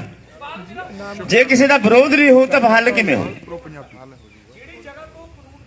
हाँ बई, जे तू करजई हो मैं तेन पता लगे। करजई जेड़ा बंदा हुंदा ना, वो खाली परनोटां ते भी दस्तखत लाउंदा है, वो गूठे भी उत्थे ला लैंदे ने भी खाली परनोट ते खाली कागज असीं जो मर्जी लिख लीए। वो करजई साडी हुकूमत है जिहड़ी विदेशी साम्राजी मुल्कां दी, विश्व पर संस्था ते संसार बैंक दी करजई है, कठपुतली है। उन्हें एक सुनो मेरी गल, कोई संसार बैंक किसी देश नूं कह सकता है तुसीं अनाज दे भंडार क्यों रखे ने? कोई भी नीति यह कह सकती है भी तुसीं एजुकेशन है प्राइवेट, ये सरकारी क्यों रखी है? कोई संसार बैंक की कोई ताकत, बड़ी ताकत ये कह सकते किसी मुल्क नूं कि तुसीं एफसीआई ते सरकारी मंडियां क्यों रखियां ने? ये दाखलअंदाजी किधरों बनती है? ਇਹਦਾ मतलब ये जे मैं ਤੁਹਾਨੂੰ कहा भी तुसीं कुड़ी दा विआह करना है, 20 ਬੰਦਿਆਂ ਤੋਂ ਵੱਧ नहीं बुलाने, पैलेस नहीं बुक करना, मीट शीट नहीं बनाना, दारू नहीं देना, तू अंगूठा ला के आवेगा जे करजई होया बाई। ਗੱਲ ਇਹੀ ਹੈ ਨਾ ਜੀ, ਜਿਹੜਾ ਕਰਜ਼ਾ ਚੜਾਇਆ ਹਕੂਮਤ ਨੇ ਚੜਾਇਆ ਨਾ, ਜੇ ਹਕੂਮਤ ਚੰਗੀ ਹੁੰਦੀ ਤਾਂ ਸ਼ਾਇਦ ਕਰਜ਼ਾ ਨਾ ਚੜਦਾ। ਔਰ ਕਰਜ਼ੇ ਦੇ ਕਰਕੇ ਹੀ ਅੱਜ ਜਿਹੜਾ ਤੁਸੀਂ ਕਹਿ ਰਹੇ ਹੋ ਕਿ ਪਾਲਿਸੀਆਂ ਆਪਣੇ ਦੇਸ਼ ਦੀ ਵਧੀਆ ਲਾਗੂ ਕਰਕੇ ਉਹ ਕਰਜ਼ਾ ਉਤਾਰ ਕੇ ਆਪਣੇ ਦੇਸ਼ ਉੱਤੇ ਲੈ ਜਾਇਆ ਜਾਂਦਾ। ਗੱਲ ਦਾ ਜਵਾਬ ਤਾਂ ਸਾਡੀ ਦਾ ਬਾਈ ਆਪ ਹੀ ਦੇਤਾ, ਹੁਣ ਤਾਂ ਇਹੀ ਅਸੀਂ ਕਹਿੰਦੇ ਆ। ਇੱਕ ਮਿੰਟ ਭਾਜੀ, ਹੁਣ ਤਾਂ ਵੈਸੇ ਸਾਡੇ ਸੀਨੀਅਰ ਮੀਤ ਪ੍ਰਧਾਨ ਨੇ ਗੱਲ ਸਾਫ਼ ਕਰਤੀ ਸੀ, ਜਿਹੜੀ ਸਦਾਮ ਹੁਸੈਨ ਦੀ ਮਿਸਾਲ ਦਿੱਤੀ ਹੈ। ਜਿੰਨਾ ਚਿਰ ਸਦਾਮ ਹੁਸੈਨ ਸਾਮਰਾਜੀਆਂ ਦਾ ਚੌਕੀਦਾਰ ਬਣ ਕੇ ਚੱਲਦਾ ਰਿਹਾ, ਅਮਰੀਕਾ ਦਾ ਤੇ ਹੋਰ ਸਾਮਰਾਜੀ ਦੇਸ਼ਾਂ ਦਾ, ਜਿਨ੍ਹਾਂ 6 ਦੇਸ਼ਾਂ ਨੇ ਹਮਲਾ ਕੀਤਾ ਸੀ ਫੌਜੀ ਹਮਲਾ ਇਰਾਕ ਤੇ, ਤੁਹਾਨੂੰ ਪਤਾ ਹੋਊ ਇਹ ਇਤਿਹਾਸ, ਉਹਨਾਂ ਚਿਰ ਉਹਨੂੰ ਕੁਝ ਨਹੀਂ ਕਿਹਾ। ਉਹ ਵੀ ਚੁਣਿਆ ਹੋਇਆ ਨੁਮਾਇੰਦਾ ਸੀ ਉੱਥੋਂ ਦੇ ਲੋਕਾਂ ਦਾ, ਰਾਸ਼ਟਰਪਤੀ ਸੀ ਉਹ ਦੇਸ਼ ਦਾ। ਉਹਨੂੰ ਵਰਤਿਆ ਇਰਾਨ ਤੇ ਹਮਲਾ ਕਰਨ ਵਾਸਤੇ, ਉਹਦੀ ਧਰਤੀ ਵਰਤੀ, ਉਹਦੀ ਫੌਜ ਵਰਤੀ। ਜਿਵੇਂ ਇਸ ਵੇਲੇ ਇੱਥੇ ਆ ਚੱਲ ਰਹੀਆਂ ਹੈਗੀਆਂ ਚਾਲਾਂ, ਕਿਸੇ ਵੇਲੇ ਪਾਕਿਸਤਾਨ ਦੇ ਖਿਲਾਫ ਸਾਡੀ ਫੌਜ, ਸਾਡੀ ਧਰਤੀ ਵਰਤੀ ਜਾ ਸਕਦੀ ਹੈ ਸਾਮਰਾਜੀਆਂ ਵੱਲੋਂ। ਪਰ ਜਦੋਂ ਉਹਨੇ ਆਪਦੇ ਦੇਸ਼ ਦੀਆਂ ਇਹ ਨੀਤੀਆਂ ਲਿਆਂਦੀਆਂ ਵੀ ਅਸੀਂ ਤਾਂ ਕੌਮੀਕਰਨ ਕਰਾਂਗੇ ਸਾਰੇ ਮਹਿਕਮਿਆਂ ਦਾ, ਅਸੀਂ ਸਾਮਰਾਜੀਆਂ ਦੇ ਗੁਲਾਮ ਨਹੀਂ, ਜਦੋਂ ਇਹ ਲਿਆਂਦੀਆਂ ਉਦੋਂ ਹੀ ਬਹਾਨਾ ਬਣਾ ਕੇ ਪਰਮਾਣੂ ਹਥਿਆਰਾਂ ਦਾ, ਜਿਹੜਾ ਬਾਅਦ ਚ ਸਾਰੀ ਤਲਾਸ਼ੀ ਲੈਣ ਤੋਂ ਬਾਅਦ ਚ ਸਾਬਤ ਹੋ ਗਿਆ ਵੀ ਕੋਈ ਪਰਮਾਣੂ ਹਥਿਆਰ ਨਹੀਂ ਸੀ, ਹੱਲਾ ਬੋਲਿਆ, ਸਾਰਾ ਮੁਲਕ ਤਬਾਹ ਕੀਤਾ ਤੇ ਉਹਨੂੰ ਫਾਂਸੀ ਟੰਗਿਆ ਵੀ ਤੂੰ ਕਤਲੇਆਮ ਕਰਾਤਾ, ਲੋਕਾਂ ਦਾ ਕਤਲੇਆਮ ਆਪ ਕੀਤਾ। ਇੱਕ ਮਿੰਟ ਮੈਂ ਭਾਵੇਂ ਲੰਮੀ ਹੁੰਦੀ ਗੱਲ ਸਮਝਣ ਚ ਫਿਰ ਟਾਈਮ ਲੱਗੂਗਾ, ਜੇ ਗੱਲ ਸਮਝਣੀ ਹੈ ਤਾਂ। ਇਸੇ ਤਰ੍ਹਾਂ ਹੀ ਚਿੱਲੀ ਦੇ ਵਿੱਚ ਅੱਜ ਤੋਂ ਘੱਟੋ ਘੱਟ 45 ਸਾਲ ਪਹਿਲਾਂ ਵੱਡੀ ਬਹੁਸੰਮਤੀ ਉੱਥੋਂ ਦੀ ਕਿਸਾਨਾਂ ਮਜ਼ਦੂਰਾਂ ਦੀ ਪਾਰਟੀ ਨੂੰ ਮਿਲ ਗਈ ਸੀ, ਵੱਡੀ ਬਹੁਸੰਮਤੀ ਉੱਥੋਂ ਦੀ ਪਾਰਲੀਮੈਂਟ ਦੇ ਵਿੱਚ। ਪਰ ਜਿੱਦਾਂ ਸਹੁੰ ਚੱਕਣੀ ਸੀ, ਜਿਹੜਾ ਸਿਸਟਮ ਦੀ ਗੱਲ ਕਰਦੇ ਆ, ਫੌਜੀ ਜਰਨੈਲਾਂ ਨੂੰ ਕਹਿਤਾ ਸਾਰੇ ਐਮਪੀ ਚੱਕ ਕੇ ਜੇਲ੍ਹ 'ਚ ਤਾੜਤੇ ਤੇ ਘੱਟੋ ਘੱਟ 5 ਸਾਲ ਜੇਲ੍ਹ 'ਚ ਹੀ ਤਾੜੀ ਰੱਖੇ, ਕੋਈ ਮੁਕੱਦਮਾ ਨਹੀਂ, ਕੁਛ ਨਹੀਂ, ਫੌਜੀ ਰਾਜ ਲਾਗੂ ਕਰਤਾ। ਆਹ ਸਿਸਟਮ ਦੀ ਤਾਕਤ ਆ ਇਹਨਾਂ ਦੇ ਹੱਥ 'ਚ, ਸਾਮਰਾਜੀਆਂ ਹੱਥ 'ਚ। ਇਹਦੇ ਮੁਕਾਬਲੇ ਦੀ ਤਾਕਤ ਜੇ ਬਣੂਗੀ ਫੇਰ ਕੁਛ ਬਣਨਾ, ਚੋਣਾਂ ਰਾਹੀਂ ਕੁਛ ਨਹੀਂ ਬਣਨਾ। ਆਹ ਤਜਰਬਾ 2 ਥਾਵਾਂ ਦਾ ਤੁਹਾਨੂੰ ਮੈਂ ਗਿਣਾਤਾ, ਹੋਰ ਬਥੇਰੀਆਂ ਮਿਸਾਲਾਂ ਹੈਗੀਆਂ ਦੁਨੀਆ ਦੇ ਵਿੱਚ। ਇਹ ਚੋਣਾਂ ਰਾਹੀਂ ਸਿਸਟਮ ਜਿਹੜੀਆਂ ਬੁਨਿਆਦੀ ਨੀਤੀਆਂ ਉਹ ਨਹੀਂ ਬਦਲੀਆਂ ਜਾ ਸਕਦੀਆਂ।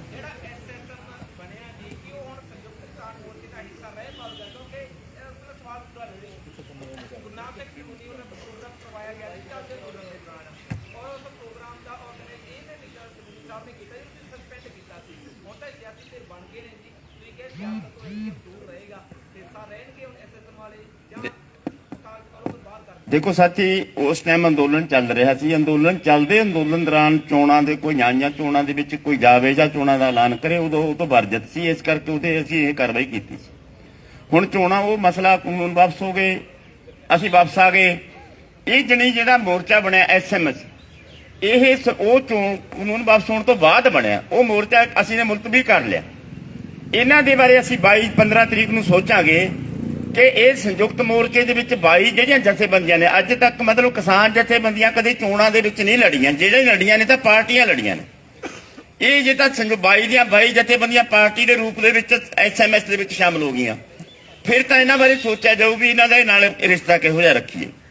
ਜੇ ਇਹਨਾਂ ਨੇ ਆਪਦਾ ਪੋਲੀਟੀਕਲ ਵਿੰਗ ਵੱਖਰਾ ਬਣਾ ਕੇ ਕੋਈ ਆਉਂਦੇ ਨੇ, ਉਹਦੇ ਬਾਰੇ ਵਿਚਾਰ ਚਰਚਾ 15 ਤਰੀਕ ਤੇ ਕੀਤੀ ਜਾਊਗੀ। ਇਹ ਏਜੰਡਾ ਬਾਕੀ ਇੱਕ ਮਿੰਟ ਬੇਨਤੀ ਸਾਰਿਆਂ ਨੂੰ, ਉਹਦਾ ਬਣਾ ਆ ਜਥੇਬੰਦੀ ਵੱਲੋਂ ਇੱਕ ਪੈਂਫਲੇਟ ਛਪਵਾਇਆ ਹੋਇਆ ਹੈ, ਆ ਸਾਰੇ ਜਾਣੇ ਪੜ੍ਹ ਲਓ। ਇਹ ਸਾਰੇ ਜਾਣਿਆਂ ਨੇ ਇੱਕ ਇੱਕ ਕਾਪੀ ਲੈ ਕੇ ਜਾਣੀ ਹੈ।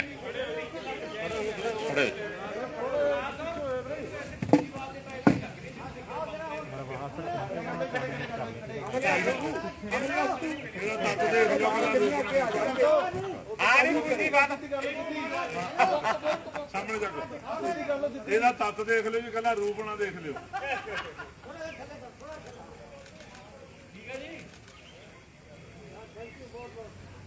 ਐਸਾ ਭਰਾ ਦੂਜੀ ਬਾਤ ਦੇ ਵਿੱਚ ਆ ਨਾ। ਹਾਂ ਲੈ ਰਹੇ ਸਾਰੇ। ਅੱਛਾ ਬਾਕੀ ਬਾਤ ਹੁਣ ਬਾਈ ਕਰਿਓ।